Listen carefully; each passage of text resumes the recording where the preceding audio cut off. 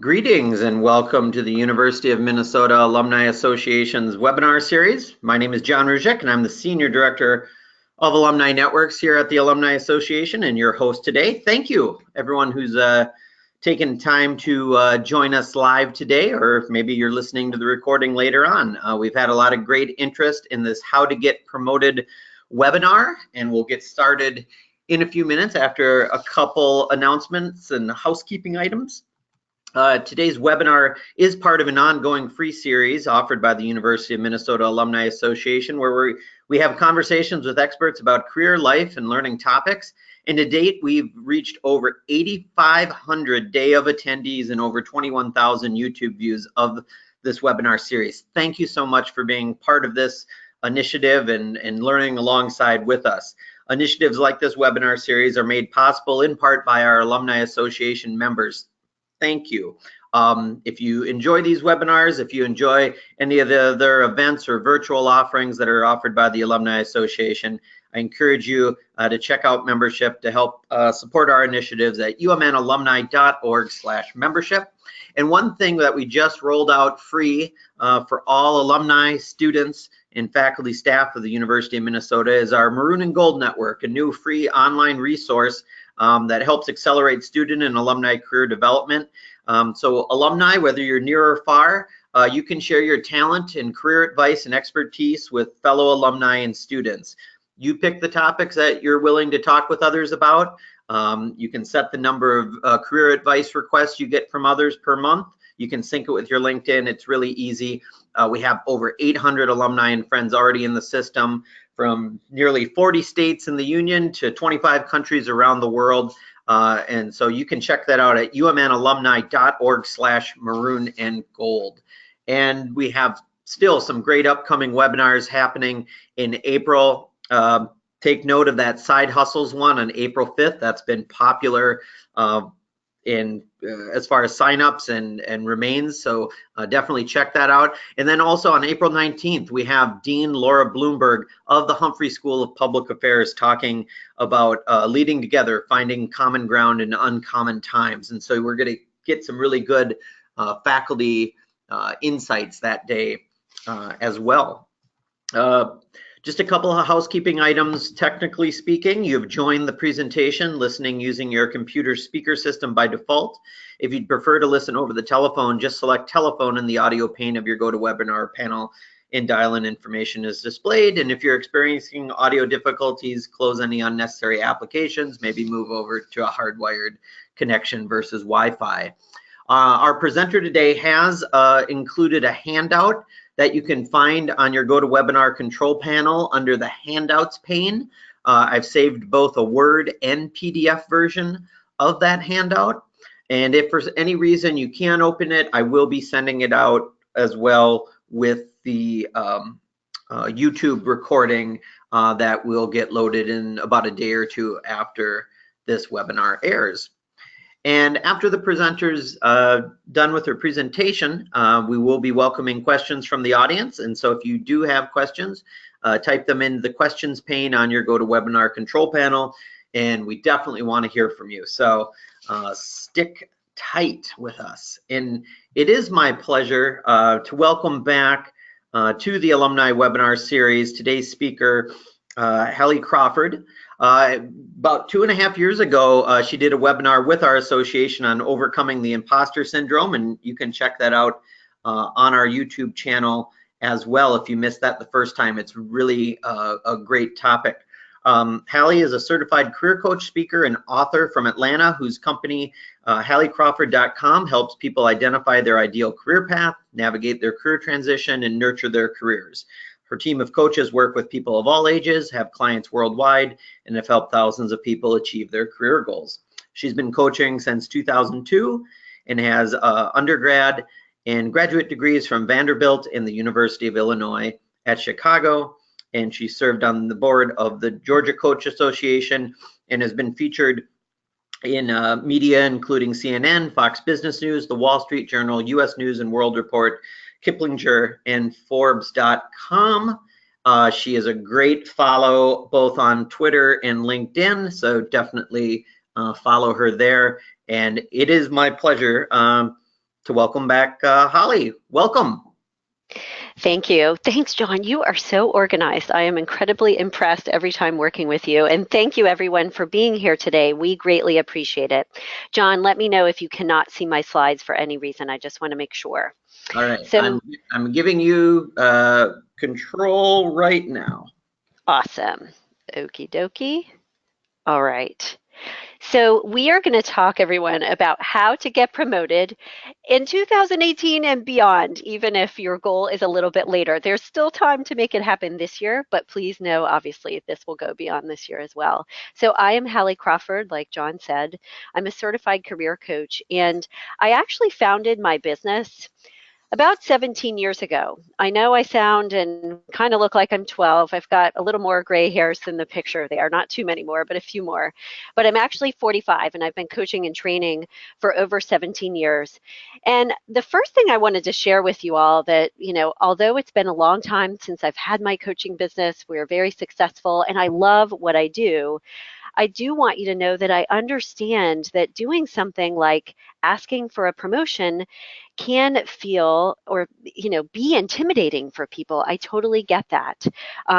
As we've worked with clients over the years, we hear this from people very often, whether it's an obstacle like fear, or they just they just kind of let their career go on autopilot and they don't do anything about moving up the ladder if that's what they want to do.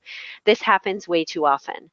So I know how hard something like this can be because sometimes I don't feel so confident myself. I sometimes suffer from what is called, and like John referenced, and if you look on the slide here, what is called the imposter syndrome. Even though I've been doing this for over 17 years, I sometimes feel this way. Sometimes, for example, I actually feel like my business is successful because of luck rather than hard work or talent. We are great at what we do. Our satisfaction rating with clients is very high, over 98%. Or, they find their dream job, they are, successful in their job search, etc.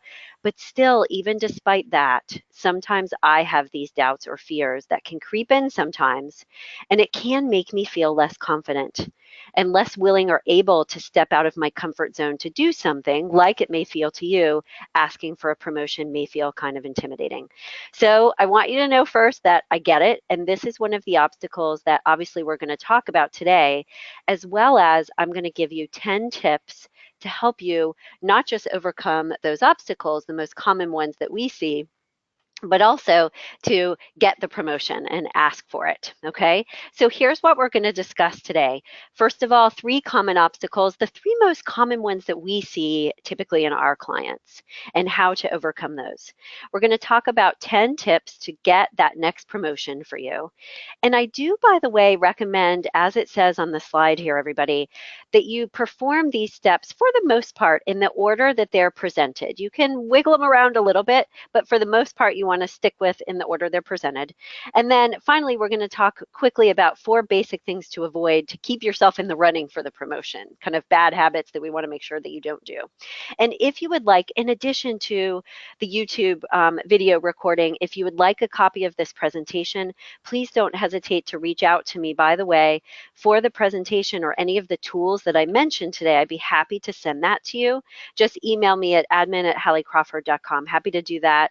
And if you have additional questions that we don't get to after the presentation in our time today, feel free to email those to me as well. I'd be happy to answer.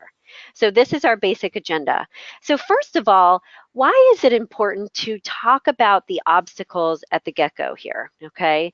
The reason why is because what we talked about just a second ago, getting a promotion can feel overwhelming for people, and it can feel competitive to people, especially when you read statistics like this on the slide here. With so many other people looking for jobs, and in some cases so few picked for the interview, it can kind of freak you out if you watch the news too much or read these statistics, okay? But you have to not go there. You can't let the fear obviously dominate your thoughts and prevent you from making this happen, okay?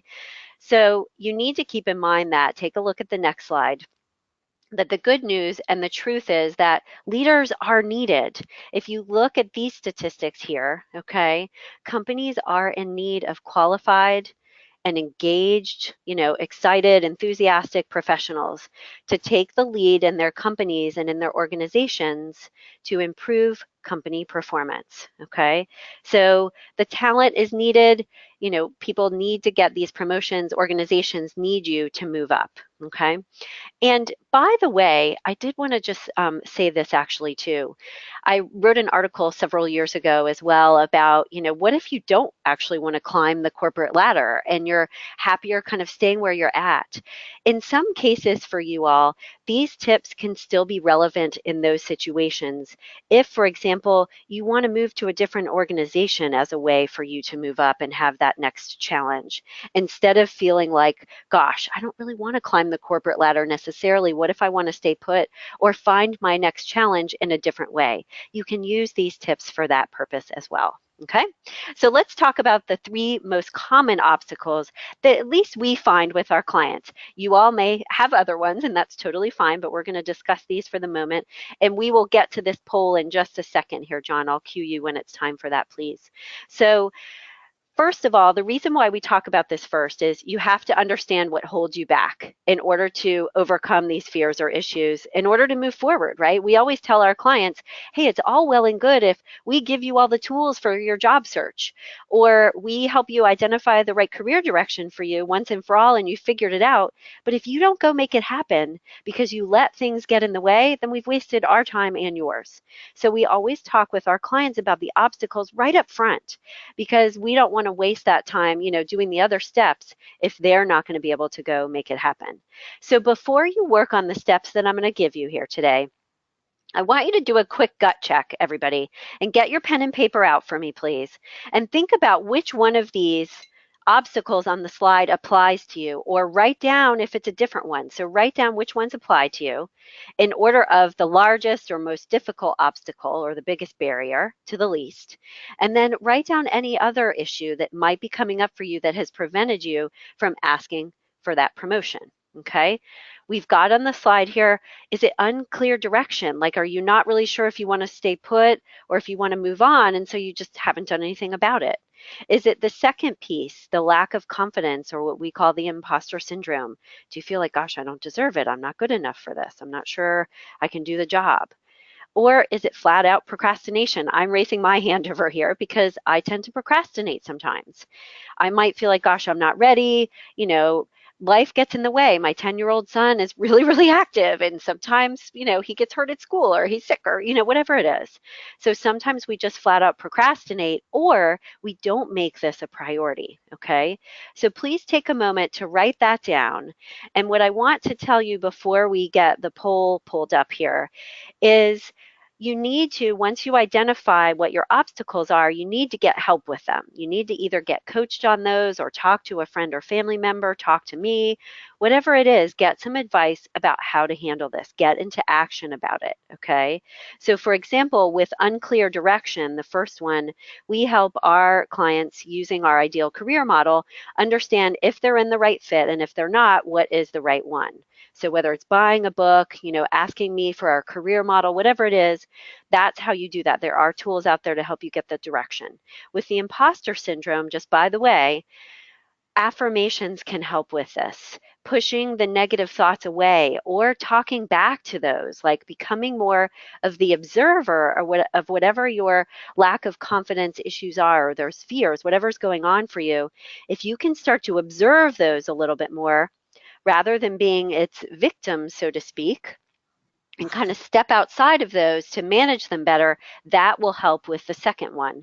And with procrastination, getting a coach or an accountability partner, hey, talk to a friend and say, can you, chat with me once a week just for 5 minutes, check in with me on how I'm doing with this.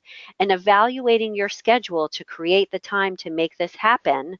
That's the thing that you need to do with the procrastination piece. Look at it and say, how can I build this into my existing schedule? Do I need to work on it while I'm eating breakfast or during my lunch hour, just for 30-minute sessions a week, whatever it is? And remember that typically, we have to say no to something in order to say yes to something else. So you may need to say no to going out with a friend for lunch every once in a while in order to work on this instead, but it will be worth it. So let's go ahead and pull up the poll. The first one is, which of these obstacles, if any of them, apply to you? And we're going to use the 3 on the slide here right now.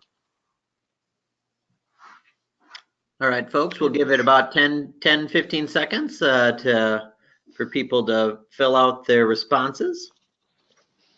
Yeah, see what we think and where people land. And keep in mind, everybody, if there's a different one that is present for you, I want you to write that down too. Okay. All right, it's about 48% say unclear direction for my career, 35% lack of confidence, and 16% procrastination. Gotcha. Okay, kind of in the order presented. That's really funny. Okay, good. Thank you for letting us know, everybody. So please remember the tips that I just gave you for each one of these areas and get clear on your direction. Remember that that can take some time. Any of these, actually, it can take some time to build a new habit or figure out the right career direction for you. But once you do so, then it's time to start working on these tips, okay? So let's take a look at the next slide here. And we've got another poll on this slide. We will get to that in just a second, John. I apologize. This one actually is back to back. Okay, so the first tip, everyone, in terms of, okay, getting prepared to go for that next promotion or that next challenge in your career is to update your resume and keep it updated. Okay, we have too many clients that will call us and say, oh my gosh, I need to get my resume updated and I don't even know where it is on my computer. I haven't looked at it in 5 years. No, no, no. We want you to keep it updated on a regular basis. Okay, so the first thing you need to do is once you've identified your obstacles and started to move them aside, it's time to update your resume. And there are 3 basic steps here. Okay, first of all, you want to take stock of, okay, what have you accomplished since you last updated your resume and or since your last promotion or since you were hired. So the first one here is at the very top of the page. Take stock and determine, okay, what's been going on since then. The second one is the second piece here. You want to establish your goals and a plan. Actually, I'm going to move my cursor right up here. So the second piece is to establish your goals and a plan. And what I mean by that is, what position are you aiming for? Is it at your company or a different one or in a different department? And also, what time frame are you looking at? Is it available right now? So you got to move really quickly, or will it be later on? And begin to consider what steps you need to take. We'll talk more about that in order to get that promotion. Okay. And then third, at the very top here, you want to refine your resume, obviously, for the position you're going for, just like you would anything else.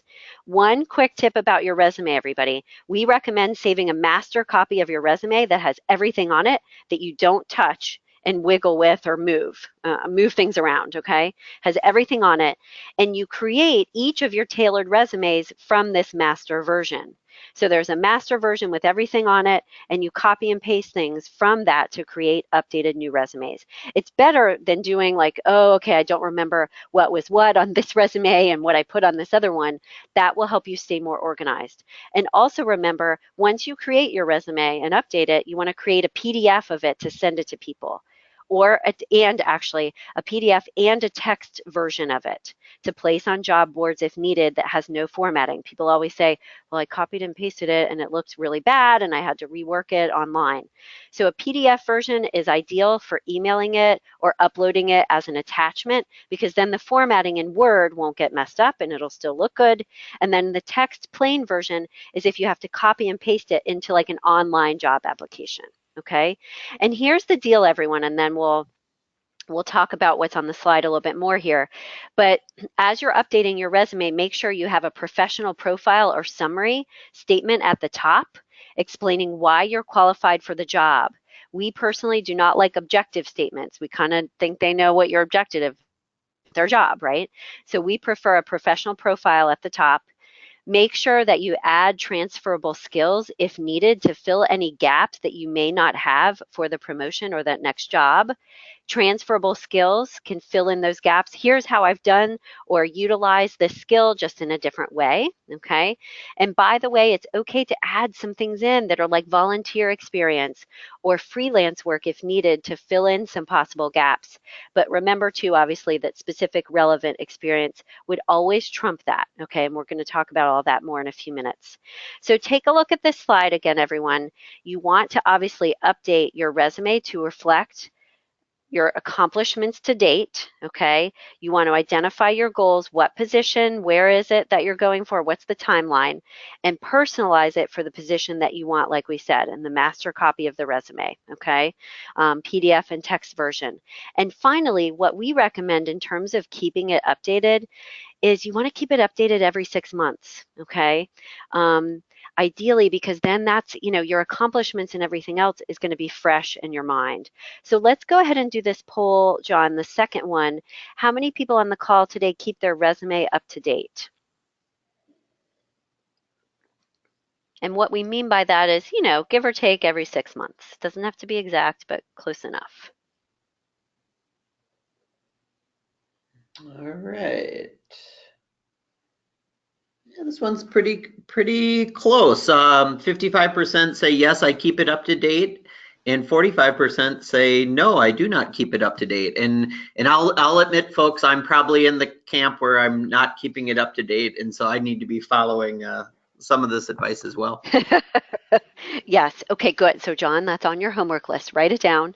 Yep. And I'll be honest with you, everybody, like everyone, when we talk to our clients, the majority of the time, they do say, oh gosh, it's really, really old. So it's okay, but it's time to turn over a new leaf. All right. And as part of the accomplishments, like we talked about a moment ago, let's look at tip number 2 together. The second thing we recommend doing is starting to create or opening up or creating an accomplishments document. Okay, you want to keep a document or create one on your computer, on your desktop, or somewhere that it's really handy for you, where you can regularly and really easily record accomplishments. Okay, you need to be able to update it quickly and easily, on the fly, so you don't forget to. Okay, you want to, like, it can have different sections on it. So this is the way you can organize it, everybody. Measurable results, things that you've accomplished and achieved, and the numbers, related to that. How many sales you've made, how many clients you served, in one given month or whatever it was. You can also, if you take a look at this slide here, write down and keep testimonials from clients or your boss or coworkers, compliments that you've gotten from people. It's like a brag book, and you want to put that there too. Any awards that you've received, any classes you took, and what you learned from that or accomplished, and projects that you accomplished. Okay, so any of these things are valid items that you could then present later on when it's time to ask for that promotion. Okay, and we suggest that, like I said, keep it accessible, but you want to review it monthly to check in and make sure you're on track towards your goals during this time that you're working towards a promotion. You want to stay focused on it. Okay, because so you can't just say, oh yeah, I want a promotion at the end of the year, and then you look back, obviously, and you're like, gosh, what did I do towards it? Okay. So this is something, this accomplishments document, if you will, is something that you can use to create your case in writing for your presentation when you talk to your boss or the relevant person, for example, that you're wanting to get promoted by moving into a different organization or, inside of your own organization. So you can have the material from this that you can either add to your resume, or you can have this for, to include inside of the presentation that you give to them to ask for it. Okay. All right. So tip number 3 is, and this one seems obvious, right? But tell your boss that you want to advance. Ask for projects to fill those gaps. So here's the deal with this one. Is many employees, I think, and I've heard this from clients, they take it for granted that their superiors know they want to be considered for a promotion. You don't want to assume this. Don't just assume it. Communicate your desire to be considered for a promotion with your current boss and to move up to that next challenge if it's appropriate. In some cases, it may not be, right? For example, if it's a small company and you want their job and, they're not, ready to do that, this would not be appropriate in that moment. But you can at least ask for, I would like to look for the next challenge and I want to keep, moving up in terms of being challenged in my role. And obviously, as well, if you want to move to a different firm or a different job, you're not going to tell your boss. Okay, so you need to gauge your situation on a case-by-case basis, just like anything else. But for the most part, you want to let someone know that you want to move up, whoever that may be. Maybe it's HR, for example. Okay. So from your resume, what you want to do here is identify your gaps in your qualifications. So where are you not quite yet qualified for this promotion? Because then the second piece here is you want to create a list of those gaps. And the list comes from experiences, education, or skills that need to be filled. This will go into what we call our promotion document. So you've got your resume, you've got your accomplishments document, and a separate one that is your promotion document that has your goals written down and what the gaps are that you need to fill in order to make this happen. Then you want to talk to your boss or whoever else to identify what those gaps are, just to kind of make sure you're on the right track, right? But then also ask for projects or tasks to fill those gaps, okay? And then finally, you want to track your progress towards those goals. So identifying what is missing in terms of your qualifications is the first piece here. And part of talking with your boss about that is you want to make sure that you're on the right track. And you can even ask them, obviously, where do I need to excel, or where do I need to kind of beef things up in order to get to that next level? Okay. And then eventually, which we'll talk about later, you're going to schedule a meeting with them to ask for the promotion within the timeline that's reasonable. And if you have a really good relationship with them, you can ask them, what's the right timeline for me to be working towards this and considering it? Okay. So tip number 4 is then to take action and enhance your skill set.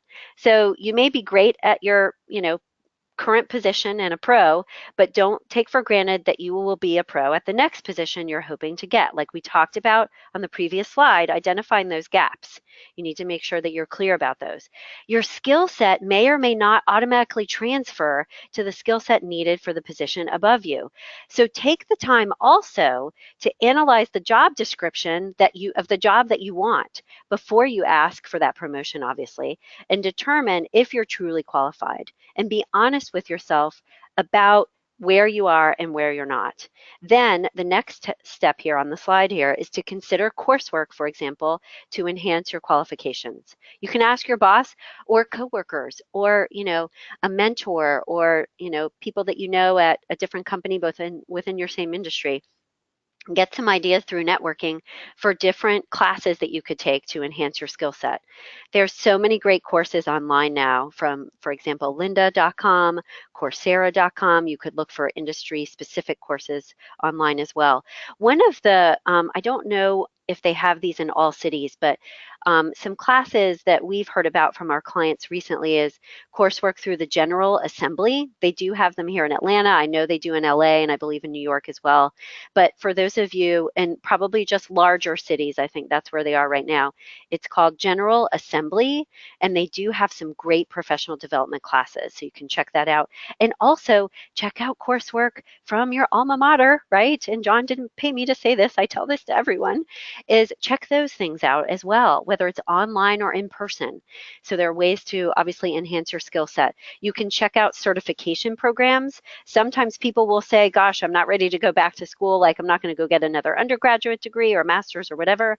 Look at your industry association because they will have classes listed, and sometimes there will be certifications offered that are going to be helpful for you. Shorter, less time and investment.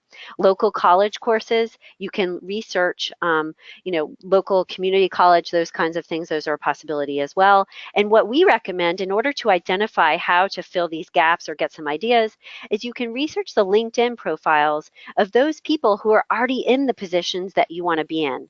What qualifications and relevant education do they have? Do kind of a quick survey of between 5 to 7 people's LinkedIn profiles, and what do you see that they're promoting on that profile, and what background do they have? You can also, and I would highly recommend this, conduct informational interviews with those in higher level positions, the ones that you're considering at different organizations. Leverage your alumni network to talk to people and just chat with them in an informational interview. Be clear about that, not saying I want a job from you, but I'm looking for information. What are the soft skills required that people may not know about that are important for this position that I need to make sure I communicate to my boss when I'm asking for that promotion? This is where you can get that insider knowledge. So conducting that informational interview for 10 minutes even, it doesn't have to be that long, you can find out, the real nitty gritty about what's going on and what you need to be working on, okay? Tip number 5 is to take initiative. And what I mean by this is it's not just, showing up prepared for a performance review by filling out the standard company form or, being on time for work, that kind of thing. But you really actually want to think, kind of broader about taking the initiative. And if you take a look at the slide here, these can give you some ideas, these bullets here. So for example, consider these things. How do you handle problems currently at work? Do you tend to just like point them out? Or are you really good about pointing them out, but then saying, here are like 5 possible solutions, and then identifying people that could actually kind of fill those gaps and help with those solutions? Do you only identify the problems or possible issues, or do you try to really actively find a way to solve them? Do you come to meetings with like the negative results of a current problem or issue, but do you also show up, for example, with a strategy that you can be involved in for implementing that solution? If you tend to, for example, stop at identifying the problems, your superiors may not think you're qualified to handle more responsibility. So one of the things that you can do is identify an area in your organization or in your department right now that needs improvement, and think about right now the steps that you could take to fix it or that you might recommend. So take a look at this slide here. Work on tasks that you haven't been asked to do so. Volunteer for a little bit of extra work, offer solutions to problems like we said, suggest improvements. The other thing is to observe and emulate, this one right here on the slide, kind of observe and emulate the people who are leaders in your organization, that are the good leaders, right? That you kind of look up to. Create a list of the soft skills and the things that the actions they take, or how they come across during a meeting, what kind of, language they use, what are their nonverbals, to understand like what are the qualities, kind of the essence of a true leader at your organization, so that you can also do that. So before we talked about the hard skills, right? The skills and experience you need to get and all of that. This is more the intangible stuff, and that can be just as important, because people need to see you as a leader and feel like you are as well. And then something at the last one here, I always have to put this in here because something my mom always says is dress for the job you want, not the job you have. And that's why we've got the guy here with the suit, okay? So there is something about having the right attitude, right? And dressing for the part that you want, because it can make you feel more confident and act more like that leader that you want to be and that deserves that promotion, okay? So thank you, Mom, for that saying. Actually, I know she didn't make it up, but I always like saying it to people. Okay, so let's do tip number 6 here, being confident. So it relates to the one that we just talked about. And here's the deal with this one, everyone. So piggybacking on like being the person who deserves the promotion, like we just talked about, like emulating that and being that person now. There are mental obstacles, like we said, that can prevent you from advancing. So let's talk about that for just a second here for another moment, because we talked about the obstacles at the beginning and you all identified, what they were. So what you want to do is step into your confidence here. And here's the deal if you take a look at the slide. You want to watch out for the imposter syndrome. And notice what your attitude is about, asking for this promotion. So here's the deal, everybody. Attitude is critical because your attitude affects your actions, which in turn affects your outcome. So it's not just about, everyone, whether or not you ask for the promotion, but it's also about how you come across when you do so. Again, what are your nonverbals? Are you in a confident, like stance or body posture? Are you, articulate when you're asking for it and speaking, like a newscaster almost, in a confident, assertive way? So you have to kind of gut check your attitude and make sure that you feel good about asking for this. 85% of our clients, when we ask them at the very beginning, what's your biggest obstacle to achieving your career goals? 85% says, or they say, that they are their biggest obstacle to their career goals. So we're all like, luckily they're honest about it, and you have to be honest with yourself about where you might be getting in your own way, okay? And like we said, watch out for the imposter syndrome. Some of the actions that you can take, and then I want to give you a quick example before we move to tip number 7. Some of the actions you can take are writing an affirmation about what's true about you and why you would deserve the promotion. Make sure, by the way, everyone, that if you do come up with an affirmation, it has to be real and honest. You can't just say, I have every single piece, that's required for this promotion. If that's not true, that's not going to work.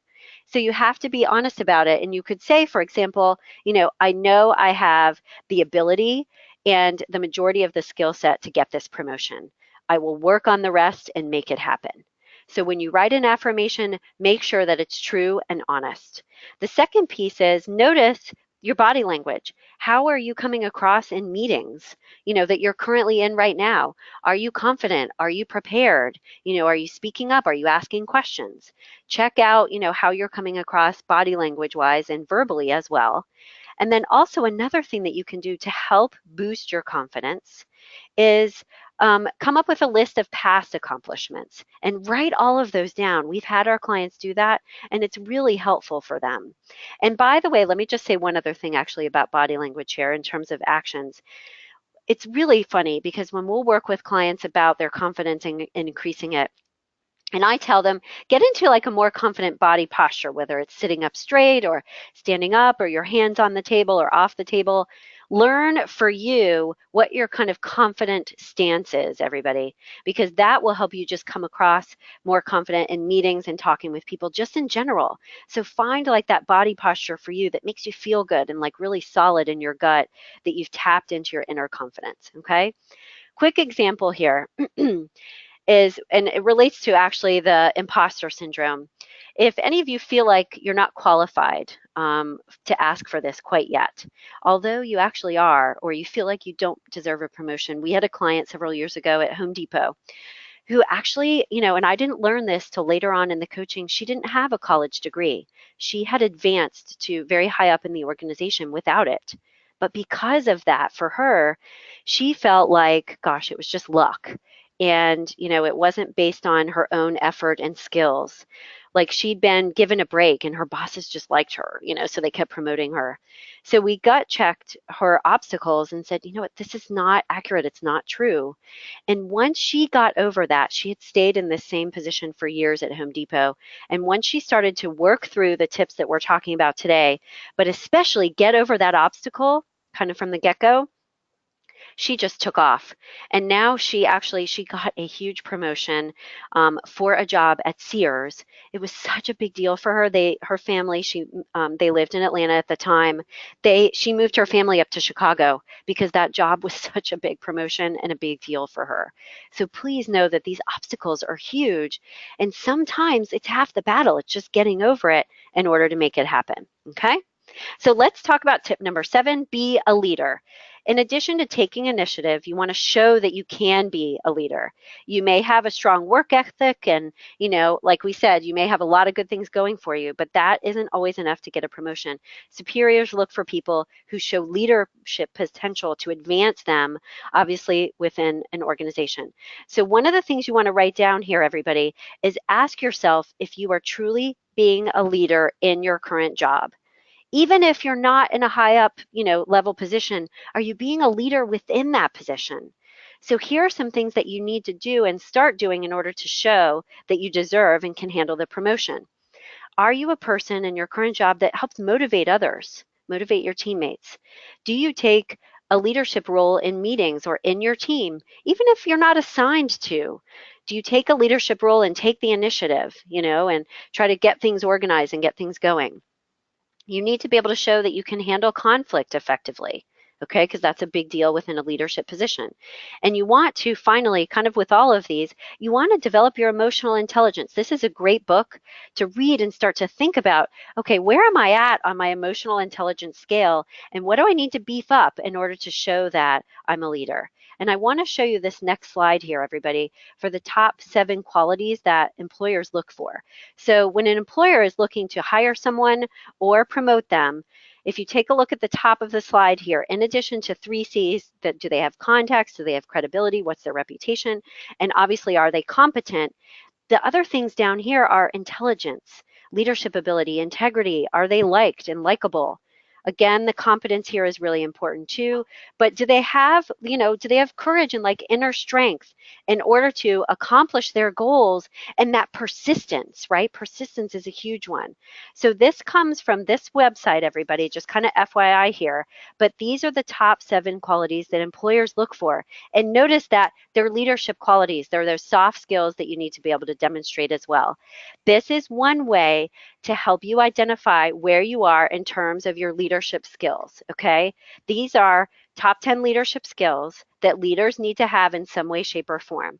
This comes from the conference board. Okay, so this is a tool from that, and you can feel free to download this, when I send you the slides, okay, and use this. But what you want to do basically is you want to rate yourself in each area on a scale of 1 to 10 and identify top 3 areas of development for you in terms of leadership. And by the way, everyone, I would recommend that you ask your boss or supervisor and even coworkers to help rank you here, just to make sure that you've got that objective perspective and you're getting things right on it, okay? I wanted to just share this with you really quickly. If you feel like you need bonus advice on any of the things we've talked about today or any of your career goals, whether it's career direction or anything else, I would be happy to speak to anyone in a free career strategy session to answer questions and give you some coaching. Feel free to just email me and just put free career strategy session in the subject line. Happy to do that, okay? So tip number 8, 9, and 10, and then we'll go to our Q&A in just a second here, is tip number 8, you want to ask for and be the kind of employee right now who asks for and implements constructive criticism on a regular basis. You want to show that you're open to feedback, everybody, okay? So when you talk to your boss about advancing, if you can, ask for that criticism, constructive feedback, while you're asking about areas to improve. What do you need to improve? And add those to your list, obviously. Add those soft skills as well. We all get constructive criticism and sometimes not so constructive from various sources, I realize. But what you want to do is you want to be sure that you don't have this incorrect response on the left. You don't want to just dismiss it, blame someone else. When you get that criticism at the bottom here, don't dismiss it or blame someone else. You want to instead, on the right side, the correct response is to, okay, I'm going to accept this. I might filter it through what I know to be reality and what a possible issue might be, but you want to accept it at least and listen to it. And then implement changes in order to improve and make sure that you add that to your plan for advancement, okay? So take a few minutes tonight here, and then we're going to go to tip number 9, and John will have our third and last poll on this next slide. But I want you tonight to think about how you honestly, be honest with yourself, about how you react to criticism or feedback from coworkers or your boss. And consider somebody that you trust at your organization or someone else about how they perceive your response to criticism, because sometimes we're not always right about how we handle it, okay? So tip number 9 is to find a mentor. Mentors are fantastic for your industry. They can give you advice about qualities that you need to develop or skills. They give you that insider knowledge on what's crucial or new in your industry and can help kind of shepherd you along the way.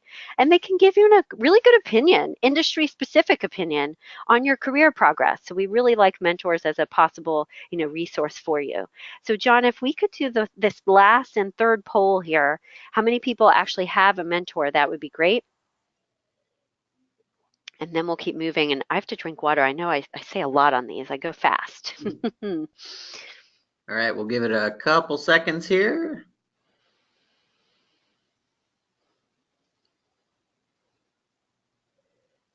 All right. Well, wow, 71% say no, they do not have a mentor. 29% say yes, they have a mentor.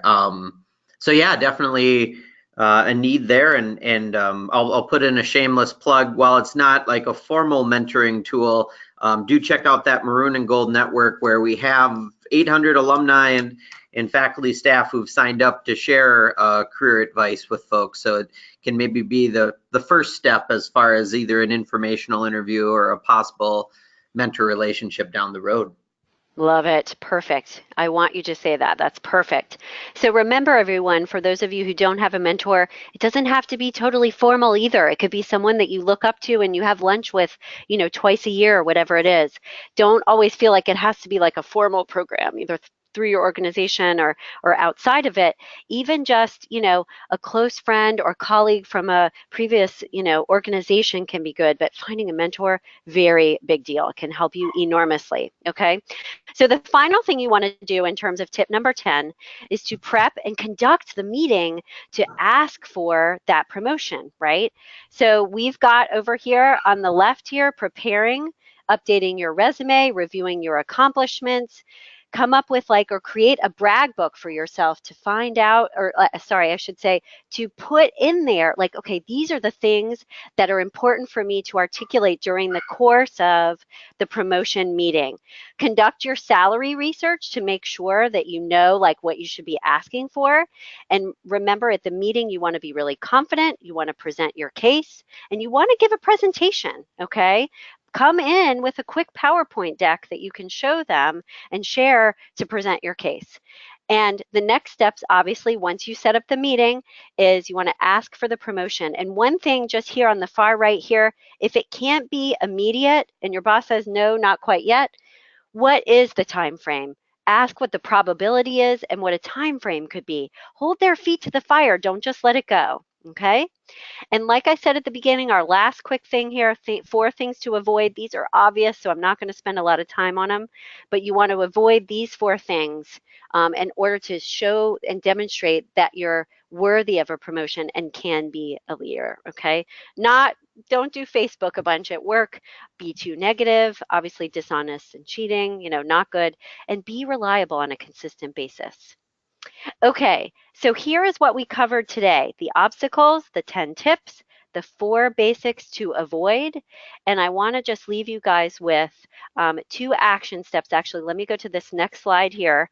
I want you to write down 2 action steps that you're going to take in the next week to hold you accountable to doing something about what we talked about. On the slide here are 4 possible ideas. These are things that you could do: accomplishments document, start to update your resume, whatever it is.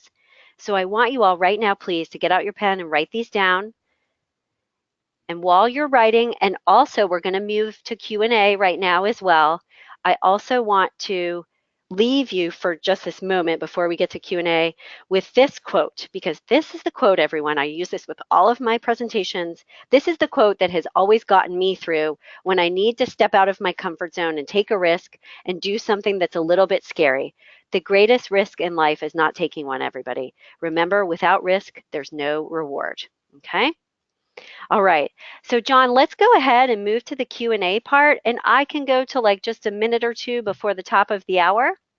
All right, well, we already got 3 lined up, and also if you have questions, feel free to type them in now, and yeah, let's just try to get through as many as possible here. So first off, how do you keep an accomplishment document with specifics without disclosing proprietary information?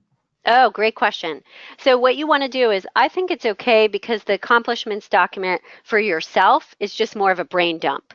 So the one that's a draft that you're not going to show to anybody, you just dump all the information in there and you can edit it later. When you're sharing an accomplishments document, though, in some way, shape, or form, you don't share the actual document itself. What ideally you would do is you would place those accomplishments in a confidential manner, like you don't list some of the confidential information, you put it into the PowerPoint that you're going to share during the course of the meeting.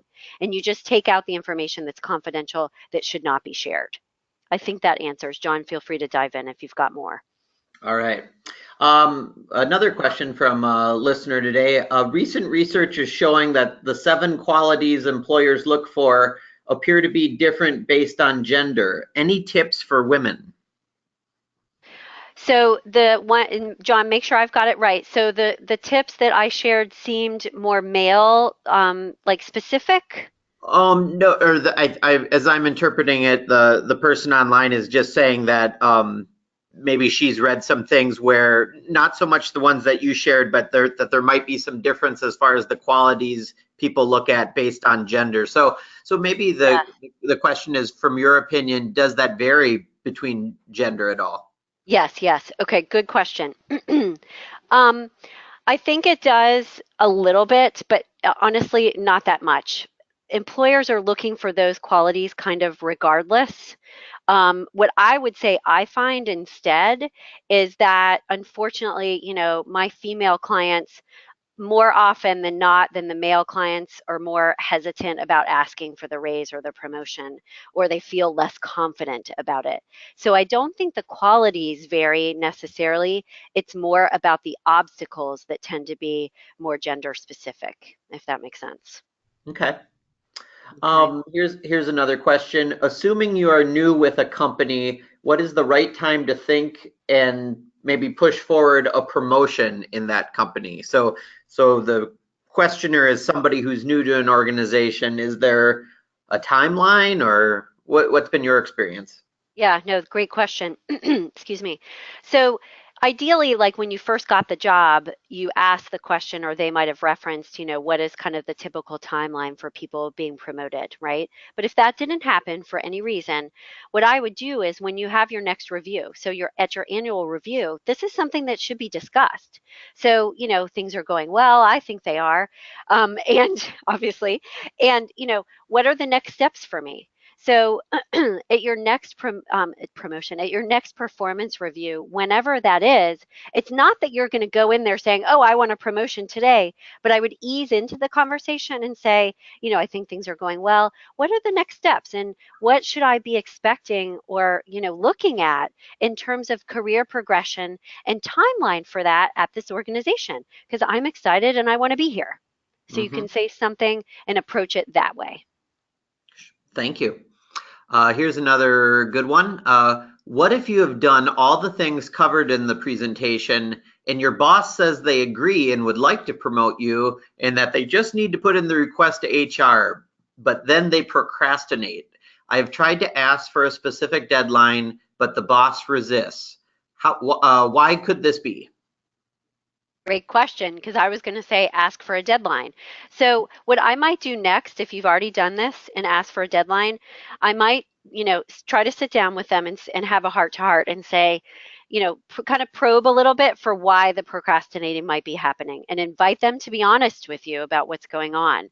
Hey, we've talked about this. You said that it was something that would be a possibility. Um, is anything else going on that I should know about, or is there something I need to do to help move it along?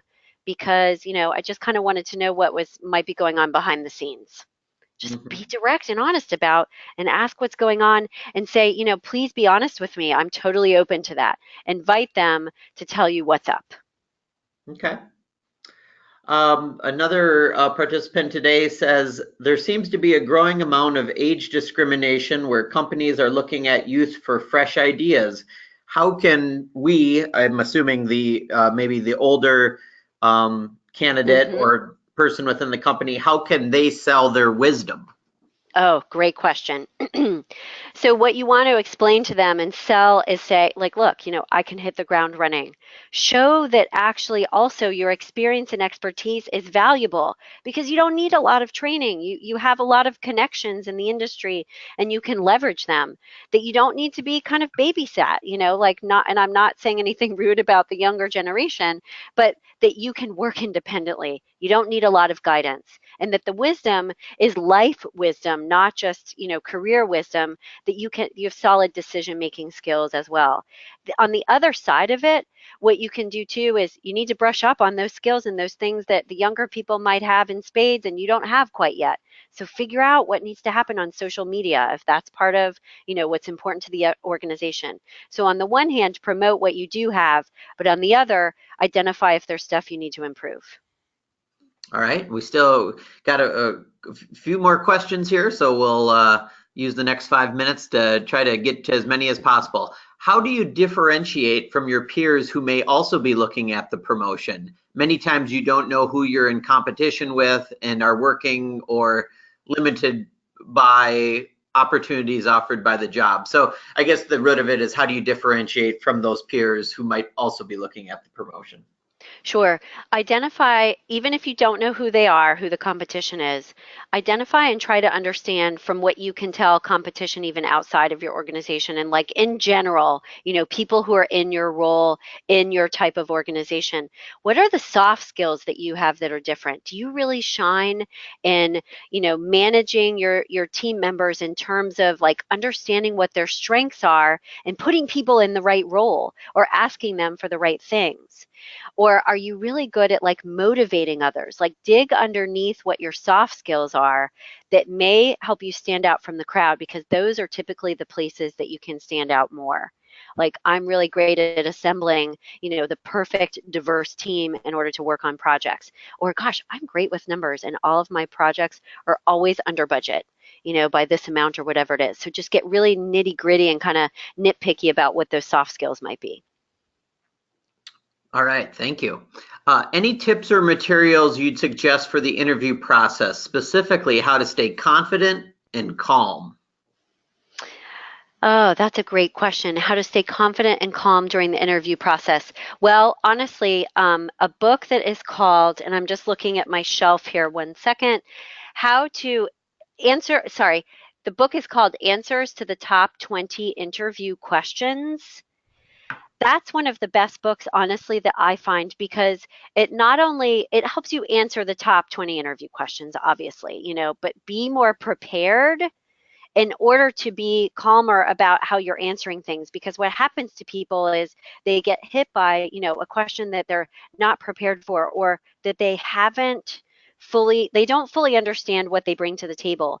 And that book helps you answer even questions outside of what's listed in the book, because it helps to get you to get to know yourself really, really well, so that you can answer almost any question.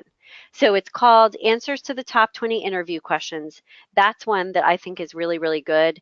Another one that is not interview related, but is very good, is The Power of Now, that helps you just kind of get present and centered in the moment. And then a third one that I like is Taming Your Gremlins, and that can help you overcome your negative thinking that might impede or, make your confidence kind of lower. Great suggestions. Can you say more about what content you suggest including in the PowerPoint presentation at the point of asking for the promotion? Say more, about how to ask for the promotion. Or So she was referring to, like, you might have the actual mentioned meeting. like maybe doing a PowerPoint. Yep, yep, yep. Yep. So what I would do is you obviously need to schedule the meeting or do it during the course of your performance review, right? But you want to be prepared, having your updated resume and having a short PowerPoint deck that lists out, here is my experience and expertise and my skills. Here are the accomplishments from the past year and the results that were achieved. This is all inside the PowerPoint. Here are the testimonials from other people, the kudos I've gotten, the awards I've received, the classes I've taken. That's your kind of brag book. The PowerPoint is for the asking for the promotion. And then you also want to say, this is what I'm asking for, a 10% raise or 5% or 2% or whatever it is. You need to do your salary research in advance to understand what might be reasonable within your organization and within your industry. But you want to ask for something specific at that point and then talk with them about it and negotiate it a little bit if you need to. But set aside a specific meeting for this purpose. And you want to give kind of your own little presentation about, here's why I think I deserve it.